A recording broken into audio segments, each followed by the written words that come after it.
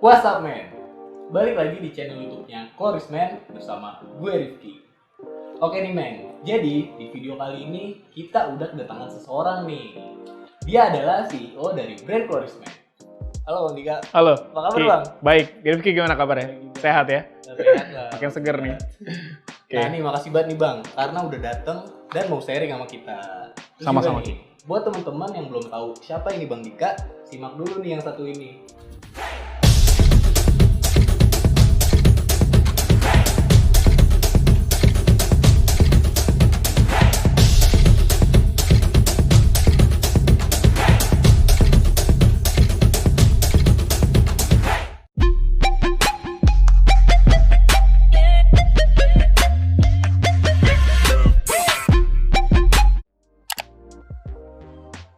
Nah, jadi di video tadi nih Bang ya, kan tadi kita udah lihat tuh, kalau lu itu seorang entrepreneur, public speaker, terus juga sekarang CEO CEO. dari brand Korisman. Betul. Nah, kalau buat capai kesuksesan itu kan pasti ada tantangan nih Bang. Betul banget. Pernah nggak sih Bang ada tantangan dan hambatan nih? Pasti, Ki. Karena memang kalau gue balik lagi nih ke hidup gue di masa lalu, itu pahit ya Ki ya. Gue udah ngerasain masa-masa memang di mana gue mengalami banyak kegagalan di masa lalu. Nah, bahkan gue pernah dulu dikeluarin dari sekolah karena memang masa remaja gue itu sebenarnya mirip sama remaja pada umumnya. Ya memang bandel, seneng kalau bolos sekolah gitu kan, dan malah nggak seneng kalau ada di sekolah gitu. Mungkin lo juga begitu. Nah, Nggak boleh dikeluarin. betul ya, kalau gue sampai dikeluarin akhirnya kan. Kenapa akhirnya gue dikeluarin? Karena memang waktu itu absen gue tuh banyak banget di sekolah Ki. Sampai akhirnya sekolah itu memutuskan buat ngeluarin gue dari sekolah, dan di titik itulah pertama kalinya gue merasakan kerasnya hidup di jalan. Nah, kenapa di jalan? Karena ketika gue nggak sekolah, pertama nih gue malu banget ada di rumah ya Ki ya. Lu tau lah gimana orang tua ataupun tetangga memandang anak-anak yang nggak sekolah, itu pasti kan citranya itu buruk gitu loh.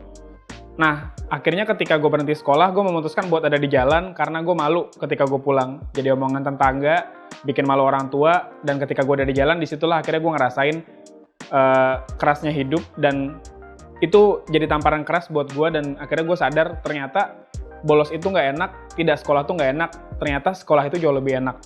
Nah, apalagi kan ketika gue putus sekolah itu Ki, gue juga pernah jadi tukang cuci piring.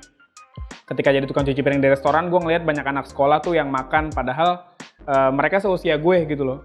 Gitu kan. Jadi sepahit itu dulu hidup gue di masa lalu gitu Ki. Nah, ya kan. Jadi gue pernah putus sekolah, ya kan. Ya mungkin ini yang nggak diketahuin sama banyak orang gitu loh. Mungkin orang lihatnya, wah Andika nih, CEO Korisman. Padahal masa lalu yang gue hadepin itu sangat pahit gitu loh di hidup gue. Gue pernah putus sekolah, gue pernah gagal. Itu kegagalan besar yang menurut gue benar-benar jadi tamparan, dan akhirnya jadi titik balik.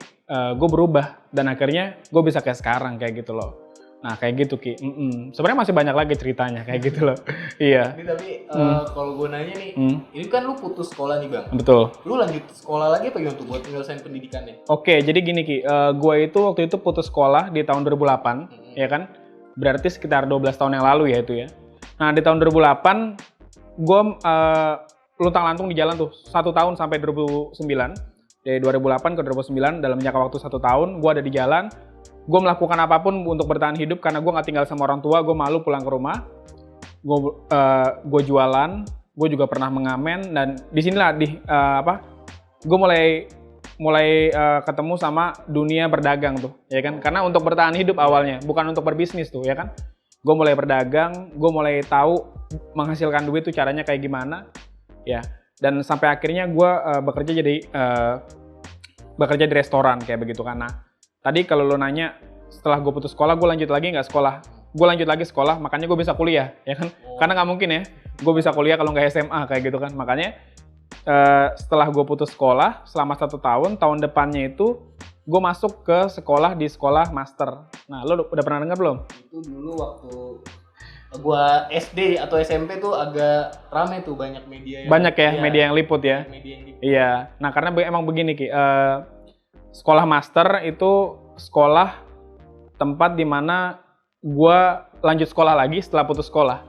Jadi emang sekolah master itu dari singkatannya aja kan master ya. Sebenarnya kepanjangannya tuh masjid terminal Ki. Lo baru tahu ya? Iya. Jadi sekolah master itu masjid terminal. Nah, kenapa masjid terminal? Karena memang sekolah gue ini pertama kali itu berdiri di masjid yang ada di terminal. Memang sekolahnya itu bisa dibilang khusus anak-anak jalanan, Ki. Dan anak-anak yang bisa dianggap bermasalah. Dalam hal apapun, dalam keluarga, pendidikan, ekonomi, dan lain-lain. Kalau gue kan bisa dibilang, selain ekonomi, gue juga bandel kan anaknya kan waktu itu kan. Makanya, waktu itu setelah gue putus sekolah, gue komitmen mau sekolah lagi. Dan sekolahnya itu adalah sekolah master. Nah, ketika gue masuk sekolah master, itu jangan dianggap sekolah itu mirip kayak sekolah formal. Mungkin kalau lo waktu SMA, Ki, lo belajar pasti ada gedungnya kan? Ada gedungnya. Iya, ada meja. Bener ya? Betul. Terus tiba-tiba ada angkot lewat di sekolah lo. Nggak mungkin kan? Nah, di sekolah gue kayak begitu. Ya kan? Gue lagi belajar, tiba-tiba ada angkot lewat, klakson tantin, debu knalpot lah. Karena memang sekolah gue ada di terminal. Nah, ya kan? Terus gue nggak pernah belajar pakai bangku dan meja normal. Karena belajarnya itu lesehan di lantai, ya kan. Terus juga ketika gue belajar, angkot itu lalu lalang di sekolah gue karena memang sekolah master itu ada di terminal, jalur transit angkutan umum, ya, jalur transit angkutan umum, ya kan. Nah, terus juga sekolah itu memang khusus anak-anak yang bisa dianggap bermasalah. Tadi gue balik lagi ke sana kayak gitu. Makanya ya begitulah hidup gue di masa lalu, Ki. Jadi sekolah gue nggak normal, gue pernah putus sekolah juga kayak gitu loh. Nah ini gue rada penasaran nih Bang, ya kan kalau ini pandangan gue aja sih, kayak misalkan kayak lu sekolah di awalnya sekolah formal aja, Betul. lu bandel, tapi gimana Betul dengan banget. lingkungan yang bisa dibilang terminal gitu, Betul. tapi kok lu malah bisa lebih fokus Tobat gitu ya. tobat gitu. Iya, jadi ini bagus banget nih pertanyaannya. Jadi gini, Ki, ya gue yang sekolah formal aja, bandelnya bukan main kan, bolos-bolos. Nah, tapi kok pas gue di sekolah di terminal, gue malah jadi orang bener kayak gitu kan. Nah, jadi ceritanya ya tadi, Ki, lagi-lagi balik lagi. Ketika gue ngerasain 1 tahun gue nggak sekolah, dari tahun 2008 sampai 2009, itu sebenarnya titik dimana gue ngerasa ketampar di masa lalu gue, dan akhirnya gue menganggap ternyata sekolah itu jauh lebih enak ketimbang bolos. Ya kan? Nah, ini buat anak-anak sekarang nih ya, yang masih seneng cabut-cabutan, bohongin orang tua, ya kan? Bohongin gurunya. Memang biasanya tuh kita kalau misalnya bolos sekolah, rasanya asik, ya kan? Bisa main PS, main warnet, biasanya tuh kalau dulu di zaman gue kan. Nah, tapi ternyata sekolah itu jauh lebih asik. Dan akhirnya ketika gue di sekolah master, yang sebenarnya notabene dari segi fasilitas jauh dari sekolah formal, dia nggak ada gedung, ada di lingkungan terminal yang bisa dibilang Kondusif gitu ya. lingkungan terminal itu kan kurang kondusif buat belajar, terus juga identik dengan kriminalitas kan, karena banyak di sana juga pencopetan dan lain-lain. Dan itu pemandangan sehari-hari memang yang gue lihat, Ki. Tapi karena niat gue nih, mental gue sudah kebentuk, gue mau sekolah lagi, gue mau jadi orang benar, gue harus buktiin ke orang tua gue yang pernah gue bikin malu karena gue nggak sekolah, yang malu mungkin sama tetangganya karena anaknya tidak sekolah dan putus sekolah. Gue pengen buktiin gue jadi orang benar di situ. Dan gue bisa berhasil dari sekolah itu. Itu sebenarnya impian gue waktu itu, Ki. Gue harus jadi orang benar, gue pernah gagal, dan gue nggak pengen kayak begitu lagi di masa lalu, dan gue harus sukses di sini, kayak gitu. Makanya gue jadi orang benar. Gue jadi ketua OSIS waktu itu, Ki. Gue peringkat 2 di sekolah secara konsisten tuh. Ya, dari kelas 1 sampai kelas 3. Gue anak yang cukup berprestasi di sekolah lah. Ini bukan narsis, tapi memang kenyataannya begitu. Soalnya niat gue buat belajar tinggi banget waktu gue masih di SMA tuh. Gue tobat lah di situ. Ya kan? Tapi emang ngebuahin hasil juga ya Bang ya, sampai Betul. akhirnya lo ngelanjutin studi mana tuh Bang? Oke, nah jadi tadi karena gue memang belajar dengan serius, beda banget ya sama sekolah sebelumnya. Gue tuh anak yang bisa dibilang bodoh, tidak disukai guru karena bandelnya bukan main, anak laki-laki lah pas masih remaja. Pas gue sekolah di master, gue berubah, gue belajar dengan giat, akhirnya gue sekolah, gue peringkat 2 secara konsisten, terus gue jadi ketua OSIS, sampai akhirnya pas lulus sekolah, alhamdulillah gue langsung keterima di kampus negeri, yaitu di kampus Universitas Negeri Jakarta, itu di UNJ, daerah Rawamangun ya, Ki ya. Dan itu alhamdulillahnya gue dapat beasiswa, Ki. Beasiswa itu artinya gue dibebaskan dari biaya kuliah selama 4 tahun. Dan 1 bulannya itu gue dapat uang saku dari negara, dari beasiswa itu, alhamdulillah sih. Iya, ya ini karena mungkin gue serius juga kan sekolahnya kan.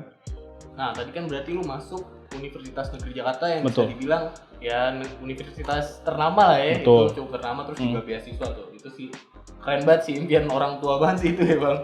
Betul banget Ki. So gue kalau boleh tahu jurusan apa tuh bang? Nah, di UNJ, Di itu UNJ. gue jurusan pendidikan sejarah. Pendidikan sejarah. Jadi memang di prospeknya itu lulusan UNJ itu jadi guru. Iya. Dan terkhusus gue jadi guru sejarah, kayak gitu loh Ki. Dan memang gue masuk jurusan sejarah karena gue suka gitu loh. Bukan karena nyemplung gitu ya, lalu tenggelam, nggak begitu. Karena memang gue suka gitu Ki. Oh gitu ya. Sama gue tadi agak tertarik nih bang, denger lu itu aktif berorganisasi OSIS. OSIS gitu. ya, betul. Nah, lu lanjut nggak sih berorganisasi di kuliah nih? Pasti Ki. Jadi kalau misalnya anak organisasi tuh ketika mulai masuk kampus, dia pasti gatel gitu ya. Artinya nggak mungkin dia cuman nyibukin dirinya di kelas dengan tugas-tugas dan fotokopiannya. Dia pasti juga sibuk di luar. Nah, tadi ya, karena gue tahu masuk UNJ itu susah, gue belajar pagi siang malam kan. Ketika gue masuk kampus, gue berpikir apa yang bisa gue ambil ketika gue masuk di UNJ ini. Dan itu pastinya goal gue kan, gue harus sukses gue harus jadi orang yang berhasil. Nah, salah satu caranya yaitu dengan ikut organisasi gitu loh. Nah, apa aja sih yang udah gue raih di organisasi kayak gitu kan. Gue nggak cuma jadi anggota waktu itu Ki, karena gue punya kesempatan juga, alhamdulillahnya dipilih sama teman-teman di tahun 2013 tuh, gue jadi ketua di BEM, tapi jurusan, tingkat jurusan maksud gue, kayak HIMA gitulah. Jadi ketua ataupun leadernya teman-teman jurusan waktu itu. Nah di tahun 2014-nya itu gue jadi wakil ketua ya bukan ketua, di BEM fakultas. Itu prosesnya pemilihan juga, jadi bukan ditunjuk nih Dika jadi wakil ketua, enggak, tapi pemilihan. Jadi mahasiswa satu fakultas tuh yang jumlahnya ribuan itu memilih gue sebagai leadernya mereka. Dan menurut gue itu salah satu pencapaian yang gue cukup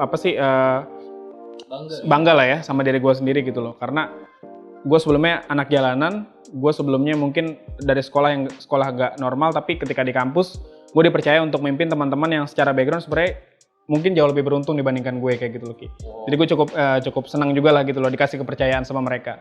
Nah, lu kan aktif nih bang, berorganisasi Betul. juga di kampus, terus juga jadi ketua BEM ya? Betul. Ketua ya? Ketua BEM dan wakil ketua di tahun depannya. Nah, itu tuh ganggu nggak sih bang kuliah lo? Kuliah gue ya. Nah, sebenarnya kalau dari segi aktivitas, pasti aktivitas gue jauh lebih padat Ki, dibandingkan teman-teman yang tidak berorganisasi. Tapi alhamdulillahnya sih secara studi nilai gue tuh normal. Artinya IPK gue tuh tetap stabil, bahkan gue lulus juga dengan predikat cum laude kan. Artinya cum laude itu kan dengan pujian gue lulus gitu loh. Ketika gue kuliah, gue organisasi, tapi gue nggak ninggalin studi gue juga. Studi tetap nomor 1, dan dari organisasi itu gue banyak dapat ilmu juga kayak gitu sih. Nah, jadi ada perubahan nggak bang sebelum dan setelah lu ikut berorganisasi? Oke, pasti banget kan. Pertama gini, ketika gue jadi ketua BEM, gue dipaksa untuk memimpin banyak kepala yang berbeda gitu loh. Mulai dari yang baperan, cengeng, dan lain-lain lah. Nah, akhirnya secara perubahan tuh gue jauh lebih mengerti nih teman-teman gue yang beda karakternya. Gue jadi bisa ngomong di depan mereka. Ketika gue rapat kan gue dipaksa harus ngomong karena gue leader kan. Public speaking gue jadi kelatih. Yang ketiga juga networking pasti Ki. Jadi banyak loh ya orang-orang sukses itu memang sukses karena dia punya networking yang luas. Dan gue dapetin itu dari organisasi kayak gitu loh. Jaringan itu. Berarti menurut lu penting banget nih bang penting. Ya, untuk anak muda lagi. Iya, mahasiswa ya. Masih kuliah, mahasiswa atau yang masih SMA juga. Iya, organisasi itu penting. Ya. Betul banget. Nah, berarti bisa dibilang ya bang, background lu ini seorang aktivis, ya bisa dibilang aktivis ya. Sama ini yang menarik tuh, lu kan pendidikan sejarah bang ya. Jurusannya ya. Iya. Nah, ini kenapa jadi tertarik di bisnis dan bidang retail gini nih? Oke, kalau tadi gue ceritain gimana masa lalu gue kan memang pahit ya Ki. Karena jiwa bisnis ataupun jiwa berdagang gue, jiwa memasarkan produk itu udah mulai terasah ketika gue hidup susah gitu loh. Karena memang ketika gue hidup susah, gue nggak sekolah, ya kan, gue harus berpikir gimana caranya gue bisa bertahan hidup, gue harus makan hari ini, dan besok, dan seterusnya, dan salah satu caranya dengan berdagang. Gue pernah jualan peyek bayam, itu ada tuh sampai diliput berita waktu itu Ki. Gue pernah jualan plastik di pasar Kemiri Depok itu di dekat stasiun Depok Baru, ya. Nah terus gue juga pernah jualan roti keliling komplek, ya itu mirip-mirip kayak tukang roti yang bawa motor gitu loh. Tapi waktu itu motor gue legenda, itu pun dipinjemin punya bos kan. Jadi gue berdagang, gimana caranya dari dagangan itu gue bisa bertahan dan gue bisa makan kayak gitu. Pas gue di kampus pun gue jualan dulu Ki, gue jualan risol waktu itu sempet kan. Gue dagangin ke teman-teman, gue nggak malu, gue cuek aja. Dan memang jiwa mental nggak malu itu sih yang penting. Karena kalau jadi pebisnis dan lu malu, lu banyak minder, ya barang lu nggak bakal kejual kayak gitu loh, iya kan? Nah gue udah keasah tuh dari zaman kuliah. Kalau teman-teman yang kuliah sama gue pasti tahu tuh. Gue tuh tukang dagang zaman di kampus. Gue jualan risol, gue keliling, gue nawarin roti ke teman-teman gue. Walaupun waktu itu gue ketua BEM, gue nggak minder. Biasa aja, malah gue bangga karena gue bisa mandiri secara finansial, secara keuangan. Jadi nggak cuma berharap dari beasiswa, tapi gue juga bisa dapat pemasukan pribadi kayak gitu sih. Dan dari situlah akhirnya ketika jadi CEO itu berdampak tuh Ki. Karena memang gue terbiasa dengan dunia marketing, dunia dagang. Ketika menjadi CEO, ya orientasi gue adalah gimana caranya bisnis perusahaan ini bisa maju kayak gitu sih. Nah Bang, ini kan buat jadi CEO ini kan Iya, gak langsung. betul. Ada nggak sih Bang struggle-nya Bang nih sebelum lo jadi CEO, kayak pernah gagal nggak gitu? Dibilang gagal sih enggak, tapi gue pernah ngalamin pahitnya dunia karir. Jadi pas gue lulus tahun 2017, 3 tahun yang lalu tuh Ki, gue nggak langsung ketemu sama Cloris sebagai brand. Ya, jadi gue kerja dulu sebagai guru dengan gaji 600.000 per bulan, 600.000 ya Ki ya, honorer ya. Jadi kontrak setahun waktu itu gue. Terus gue juga pernah jadi HRD ya. Sebenarnya secara keilmuan nggak nyambung sama jurusan gue, tapi gue tetap jalan karena prinsip gue kalau lo kerja tuh apapun yang lo kerjain ya, lo harus total di situ, lo nggak boleh setengah-setengah. Walaupun gue anak sejarah, gue bener-bener belajar keras gimana caranya gue bisa waktu itu pas gue jadi HRD, gue harus bisa jadi HRD. Caranya gimana? Gue riset, gue nonton YouTube, ya kan, gue denger podcast, gue baca buku tentang dunia HRD sehingga akhirnya gue jadi HRD yang handal. Nah, ketika jadi HRD Ki, gue mulai nemu nih polanya. Wah, gue pengen bikin bisnis sendiri. Waktu itu ada bisnis pertama gue, namanya tuh Pusat Loker ID. Ya, itu startup lah bisa dibilang lah. Jadi bisnis pertama gue ini berkaitan sama bidang gue yang sebelumnya. Gue HRD, gue bikin startup yang mirip-mirip itu sebenarnya kayak lembaga pencarian kerja lah, kan. Nah, tapi bisnis pertama gue ini gagal. Gagal tuh karena income pendapatannya tuh kecil, kayak gitu Ki. Nah, inilah titik dimana gue sudah memulai bisnis profesional dan akhirnya gue gagal. Nah, akhirnya ketika gue gagal, gue ketemu dengan Cloris Men sebagai brand. Berdasarkan pengalaman gue sebelumnya sebagai bisnis, ya kan, akhirnya Cloris Men mempercayai gue untuk memegang jaringan bisnis Cloris Men. Kan Cloris Men ini Ki, jaringan distribusinya kan eksklusif ya. Kita nggak bakal bisa nemuin Cloris itu di Alfamart, Indomart, ataupun retail-retail lainnya tuh. Kita cuma bisa nemuin Cloris Men itu di reseller. Nah, jadi tugas gue itu memang waktu itu memperbanyak reseller Cloris Men gitu loh. Dan dalam jangka waktu beberapa bulan, gue bisa membantu perusahaan itu mendapatkan hampir 1.000 reseller, dan secara omset itu sudah tembus sampai 1 M lebih, 1 miliar lebih dan per bulan Ki. Bukan beberapa bulan ya, per bulan. Awalnya 300, 500 juta, 800 juta sampai akhirnya 1 miliar. Dan akhirnya gue ditunjuk sebagai CEO dan memang dalam kondisi sudah siap Ki. Jadi bukan gue lulus langsung jadi CEO, tapi prosesnya itu panjang sampai sekarang jadi CEO kayak gitu. Nah Bang, ini kan udah nyampe di tahap CEO nih Bang ya. Lo ngerasa puas nggak sih sama bangga sama diri lo? Kalau bangga, pasti alhamdulillah bangga banget sih. Karena kan kalau berkaca sama masa lalu, ya alhamdulillah membuahkan hasil ya Ki ya. Kayak gitu loh. Bangga banget sih Ki. Nah kalau boleh tahu nih Bang, apa ya sebelumnya? Umur lo berapa sih? Oke, umur gue ya. Nah, jadi gue tuh kelahiran tahun 1993. Nah, jadi di tahun ini usia gue 27 tahun. Jadi masih belum 30. Iya, masih muda lah gitu ya. Alhamdulillah, ya. Nah, kan bisa dibilang umur lo juga masih muda nih Bang. Ada kesulitannya nggak sih Bang jadi CEO di usia muda tuh? Jadi bisa sampai ke CEO. Jadi kesulitan pasti ada ya Ki. Lo mau jabatan apapun, bekerjanya lo mau jadi staff, lo mau jadi supervisor, manager, ataupun CEO, kesulitan itu pasti ada. Tapi gimana caranya kesulitan yang ada itu bisa kita tabrak. Tabrak itu maksudnya ada kesulitan nih, cari solusinya, pecahkan masalahnya, jalan lagi. Kalau boleh tahu nih Bang, apa sih yang buat lo tuh tetap berjuang dan jalaninnya? Gue pernah ngerasain hidup yang pahit. Kalau tadi lo denger cerita gue Ki di masa lalu, dan gue pernah hidup sangat-sangat susah dalam kondisi yang bisa dibilang gue bener-bener nggak punya uang. Jadi gue nggak pengen hal yang sama itu gue rasain ketika nanti gue tua gitu loh. Artinya gimana caranya gue harus berjuang di usia yang sekarang nih. Biar nanti mungkin di masa tua gue bisa ngerasain hasilnya kayak gitu loh Ki. Ya kan, makanya gue membuka peluang bisnis untuk orang lain. Gue belajar banyak, apa yang gak gue ketahui, gue memimpin tim gue di Chlorisman ini jadi CEO, biar gimana caranya perusahaan ataupun brand yang gue pegang ini bisa jadi perusahaan yang maju kayak gitu. Nah nih Bang, pasti kan ada orang nih di belakang lo, orang yang selalu mendukung, memotivasi, sampai lo bisa sejauh ini kan. Betul. Nah, siapa aja sih Bang kalau boleh tahu nih? Orang yang jadi motivasi gue kayak. Yang pertama pasti keluarga, ya Ki.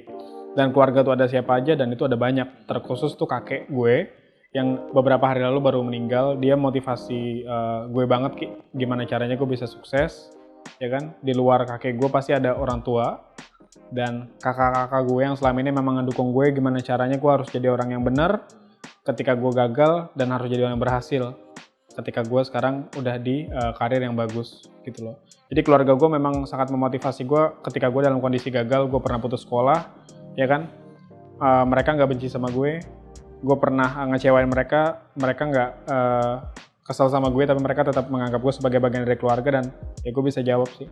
Sekarang apa yang udah mereka dukung, gue jawab dengan apa yang gue raih sekarang kayak gitu. Nah, yang kedua itu pastinya sekolah master. Iya, guru gue di sekolah master Ki, karena sekolah master itu memang ngebentuk karakter gue ya. Karakter terutama yang gimana caranya gue harus bisa berjuang biar gue berhasil kayak gitu loh. Kita tahu nih, anak-anak sekolah master itu kan anak-anak yang bisa dibilang secara ekonomi tidak mampu. Nah, termasuk pun gue kan, gue bukan dari keluarga mapan gitu loh. Nah, ketika gue sekolah, ada satu orang, Pak Rohim namanya. Pak Rohim itu pendiri sekolah master yang selalu memotivasi gue. Sampai gue masuk UNJ itu gue bisa dapat beasiswa pun karena peran dia tuh, bantuannya tuh. Dia ngehubungin banyak orang biar gue dapat beasiswa. Gue selalu disupport sama dia. Jadi pertama keluarga, yang kedua pasti adalah sekolah master kayak gitu. Itu yang paling jadi motivasi gue sehingga gue bisa jadi kayak sekarang kayak gitu sih. Nah Bang, sekarang gue pengen nanya nih. Ada nggak sih pengusaha, CEO atau siapapun lah orang yang menginspirasi lo nih atau jadi panutan lo gitu? Oke. Yang menemukan ataupun yang memiliki perusahaan Apple, namanya Steve Jobs, ya. Jadi ini pengusaha yang biografinya pertama kali gue baca ketika gue SMA, dan pengusaha pertama yang secara biografi dalam buku itu gue baca waktu SMA Ki. Jadi memang perjalanan hidup Steve Jobs sebelum dia menemukan Apple tuh perih, dan gue ngerasain hal yang sama juga, sehingga gue terinspirasi sama Steve Jobs ketika gue SMA dulu. Steve Jobs itu secara background keluarga, dia tuh sebenarnya lahir dalam keluarga yang bisa dibilang, sorry to say, dia anak pungut Ki, di keluarganya. Jadi keluarga kandungnya itu memang waktu itu membuang dia, kayak gitu kan. Nah, tapi yang gue salut sama Steve Jobs ini, dia lahir dalam suasana bisa dibilang sangat terhina ya, karena dia dibuang kan sama keluarganya kan. Dan akhirnya dia bisa membuktikan ternyata dia bisa sukses walaupun dia cuma anak adopsi kayak gitu loh, ya kan. Nah, disitulah akhirnya gue terinspirasi sama Steve Jobs. Mulai dari masa mudanya kan, dia membangun usaha lewat garasi, gitu kan, sampai akhirnya Apple jadi perusahaan besar, itu kan karena peran Steve Jobs sebenarnya kayak gitu ya. Dan Steve Jobs itu sangat memotivasi gue dalam hidup gitu loh. Satu kata yang selalu gue inget dari Steve Jobs itu, Steve Jobs bilang, stay hungry, stay foolish. Artinya apa? Jadi ketika kita hidup, kita harus tetap lapar dan tetaplah bodoh. Maksudnya tuh apa? Kalau kita selalu lapar sama pencapaian, insya Allah kita nggak bakal pernah puas sama apa yang kita capai, dan kita bakal terus tuh upgrade skill sampai akhirnya kita sukses. Dan tetaplah bodoh itu maksudnya dimanapun kita, berapapun usia kita, jangan pernah berhenti belajar. Karena kita pada dasarnya tuh adalah manusia-manusia bodoh yang harus terus berpikir keras, belajar gimana caranya biar kita bisa sukses kayak gitu loh. Itu yang gue pelajarin banyak dari Steve Jobs sih, stay hungry, stay foolish itu kayak gitu. Sekarang jadi salah satu orang paling berpengaruh. Betul, ya? Orang paling berpengaruh di dunia dia. Sayangnya udah nggak ada ya, tapi tetap menginspirasi kayak gitu ya. Nah nih Bang, gue flashback lagi deh ya.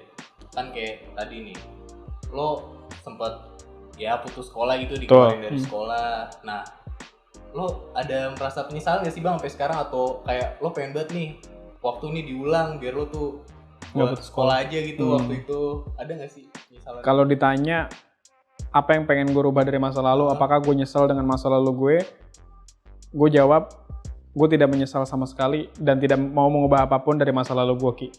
Karena justru mungkin kalau gue dulu hidupnya lurus-lurus aja dan gak pernah bandel, gak pernah putus sekolah, gue gak bakal bisa ada di posisi kayak sekarang. Justru yang membuat gue bisa maju dan bisa jadi CEO Clorisman saat ini karena kegagalan gue di masa lalu. Jadi gue gak pernah mau ubah apapun yang ada di masa lalu gue karena justru gue bersyukur. Dan gue beruntung gue pernah gagal dan gue pernah putus sekolah. Jadi gue tahu gue harus berjuang biar gue gak hidup kayak gue pas di masa lalu, kayak gitu. Nah, dan ini pertanyaan terakhir nih Bang Dika. Ada nggak sih pesan dan motivasi yang mau disampaikan nih ke teman-teman? Biar teman-teman tuh ya selalu berjuang gitu, nggak mudah menyerah juga. Betul, pasti ada ya Ki ya. Nah, gue pengen sampaikan pesan ke teman-teman, siapapun teman-teman yang nonton ini, terutama yang masih muda, jangan pernah takut kalau lo memang punya impian dan apapun impian lo harus berani kejar impian lo itu. Nah, kayak semisal, kenapa kita nggak boleh takut hidup dari impian kita? Steve Jobs itu pendiri Apple memulai perusahaannya dari garasi. Mark Zuckerberg yang mendirikan perusahaan sebesar Facebook itu memulai usahanya dengan teman-teman kuliahnya, kayak gitu kan. Nah, begitupun dengan gue sama Clorisman nih ya. Pertama kali datang ke Clorisman itu gue dikasih target waktu itu 100 juta Ki. Tapi akhirnya gue bisa menjawab, gue bisa menghasilkan 1 miliar dalam 1 bulan. Nah, kenapa gue bisa begitu? Karena gue berani bermimpi. Ketika gue dikasih target 100, gue harus bisa menghasilkan 10 kali lipatnya. 1 miliar, kayak gitu kan. Jadi, teman-teman gak perlu takut hidup dengan impian teman-teman, apapun impian itu, tapi tetap harus dikejar dengan usaha yang keras. Itu pesan gue buat teman-teman dan jangan pernah menyerah. Ya, itu aja buat kalian. Oke, makasih banyak nih Bang Dika buat sharingnya, motivasinya, terus juga udah cerita perjalanan hidupnya ya. Dari awal sampai akhir nih, sampai bisa jadi CEO kayak gini. Betul. Nah, buat teman-teman semua, tadi kan udah nih kita simak nih cerita Bang Dika dari yang pernah putus sekolah, terus juga setelah melanjutkan studinya juga itu nggak langsung di sekolah formal kayak teman-teman lah gitu, sekolahnya penuh keterbatasan. Betul, ya, di terminal. Tapi tetap bisa masuk universitas negeri. Betul. Nah itu kan salah satu pencapaian dan prestasi juga tentunya. Terus sampai akhirnya sekarang bisa jadi CEO. Jadi men, pesan yang bisa gue tangkap dari sharing bareng Bang Dika adalah kegagalan dan keterbatasan bukanlah alasan buat lo berhenti. Dan juga lo masih punya banyak peluang tuh men buat merubah diri lo lebih baik di masa yang akan datangnya. Lagian kita ini kan masih muda, masih punya banyak waktu, peluang, dan juga tenaga. Maka dari itu, jangan berhenti untuk gali potensi pada diri lo. Gue Rifki dan Bang Dika pamit undur diri. Clorisman dibutuhkan pria.